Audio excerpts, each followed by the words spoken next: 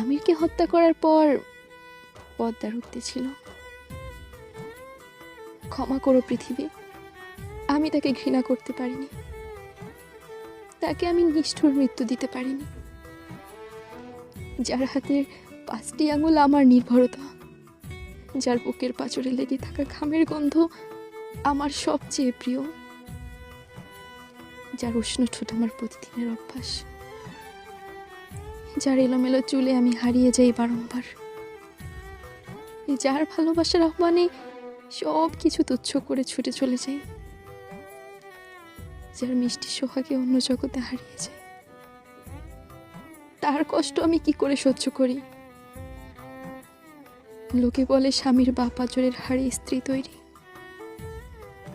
তাহলে যার পাঁজরে আমার সৃষ্টি, তার আর্তনাদ কি করে শুনি? এই কঠিন কাজ আমার পক্ষে সম্ভব হয়নি। পৃথিবীর সবাইকে বলে দিও আমার কবরটা যেন আমার স্বামীর কবরের ঠিক বাঁ পাশেই হয়।